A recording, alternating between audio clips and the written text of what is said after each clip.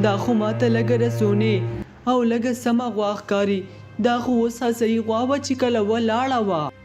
سلطان هغې غواله ورشي خو هغه په ځای باندې ناسته وي. د ویډیو شروع کېدو نه مخکې ویډیو لایک کړئ او چینل ضرور سبسکرایب کړئ. یو ورځ سلطان په ځنګل کې روان وي. هغه لرګو پسې ځنګل ته تللی وي چې ځان له لرګي کټ کړي. کله چې هغه د ځنګل په ټولو طرفونو کې وګرځي خو هغه ته د کټ کولو دپاره لرګي میلاو نشي. دا څنګه دلته خو لرګي نشته، زه به څه وکړم خو بل خوا به لاړ شم.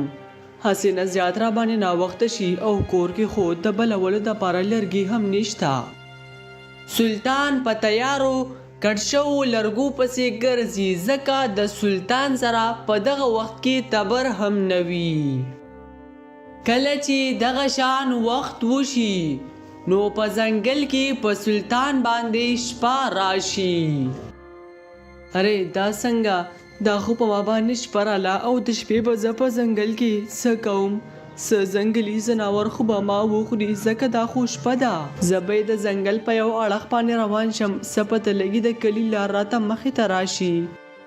بیا سلطان په ځنګل کې روان وي. کله چې هغه زیات وخت وګرځي او لار ورته معلوم نشي، سلطان ته بیا په ځنګل کې یو غوا مخې ته ورشي او هغه تکه سپینه وي. هغې غوا خواله سلطان روان شي. ارې دا څنګه، دا خو ماته ځنګلي غوا نه راښکاري ځکه دې ته خو مرۍ کې یو ښار هم دی. دا به د چا نه پاتې شوي وي او نه پوهېږم چې دا څنګه غوا ده.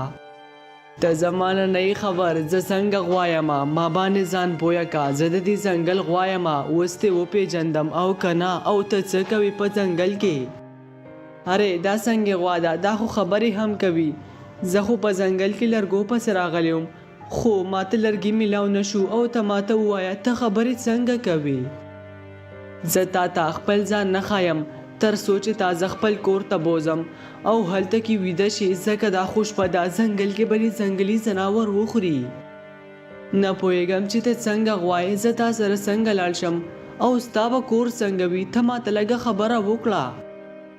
زه تا ته نشم ویلی که ستا خوښه وي ځان له ځنګلي ځناورو نه ساتې نو راشه زما سره، او که نه به زه درنه لاړم. نه ته زما نه مه ځه، ستا خبره سمه ده، زه به له تا سره لاړ شم.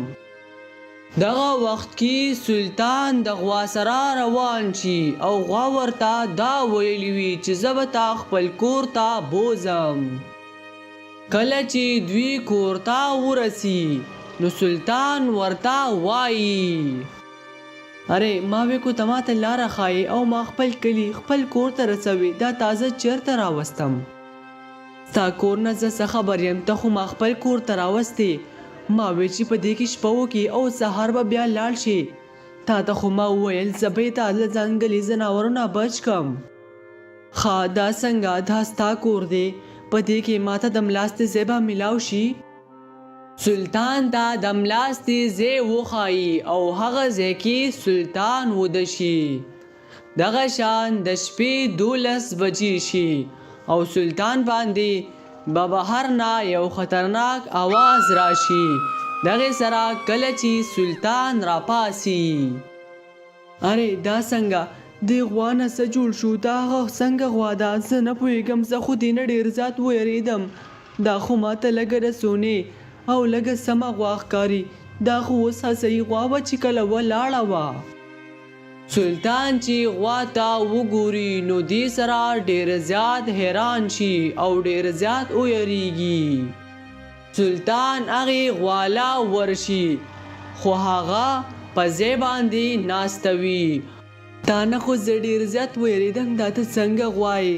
زه نه پوهېدم، زما خو په زړه کې لږ شک و چې غوا به څنګه وي او د هغې به کورونه څنګه وي. هغه سلطان غواله اوازونه ورکي خو هغه پا نسی.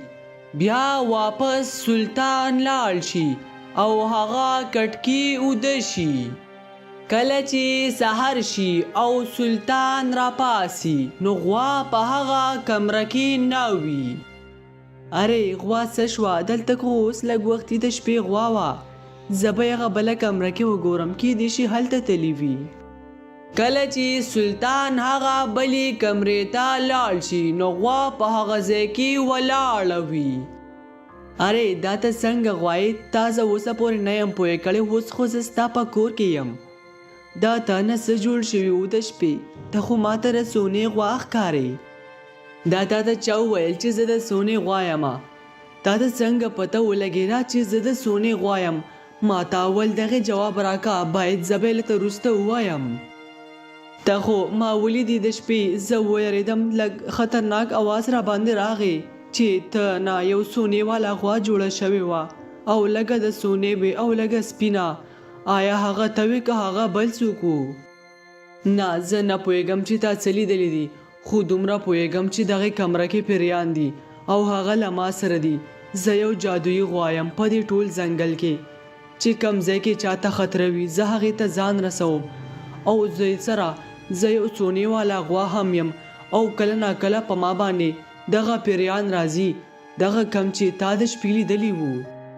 ارې دا څنګه؟ هسې نه هغه پیریان اوس ما ته هم راغلي، ما خو هغې ته هغه ټایم کې اوازونه م وکړل، خو ښه ده چې ما باندې را پاڅېدلي نه دي.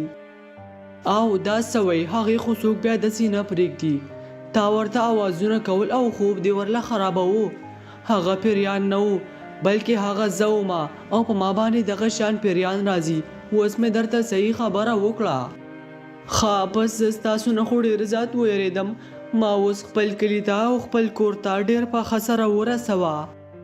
نه زه خو تا نه پرېږدم تر څو چې ته ما په ځنګل کې ګرځولې نه یې او ښکلې باغونو ته ما نه یې بوتلې. زما ځنګل کې ګرځېدل او ښکلې باغونه نه خوښېږي، ما خپل کلي ته په اسانۍ سره ورسوه. داسې نشي کېدی چې زه تا د خوشحالو او ښکلې ښایسته څیزونو سره کلي ته ورسوم او چې ستا څه خوښ وي ته ما سره اول ځنګل کې وګرځه او چې ډېر زیات خوشحاله شي نو بیا به یې ته خپل کلي ته په اسانۍ سره لاړ شي. د سلطان ورسره زړه نه وي، هغه ترېنه ډېر زیات یریږي، خو د مجبورۍ د وجې ورسره روان شي. بیا سلطان او هغه غوا په لار باندې روان وي چې لار کې ورته غوا وایي. ما ته یو باغ معلوم دی چې هغې کې ډېر ښکلې او غټ غټې ونې دي او هغې کې به ته نورې داسې میوې هم ووینې، زه به تا اول هغې ته بوځم. آخره کې هغه باغ ته ورسي او هغې ته وردنده شي. تا چې څومره څه په کار وي نو دې باغ نه ځان له وشو کوه او خپل کلي ته یې ویسه. تا ته خو ما وویل زه څه نشم شو کوې او هغې کې به زیات وخت لګي، زه به کور ته ځم او کور کې به راته خلک په انتظار وي. بس زه وایم چې زه اوس زر خپل کور ته لاړ شم نو ښه به وي. بس زه به یې تاله داسې سونه درکم هغه به ته خپل کور ته ویسې او هغې سره به خپله ګزاره کوې، ځکه تا ما سره ډېر زیات وخت تېر کو، ته ډېر زیات ایمانداره یې. هغه غوا بیا سلطان لا په هغه ځای کې سونا پیدا کړي او هغه سونا سلطان خپل کور ته ویسي. هغه غوا هم واپس د هغه باغ نه لاړه شي. دې ویډیو نه مونږ ته څه سبق دی کمنټ کې در سره ضرور ولیکئ.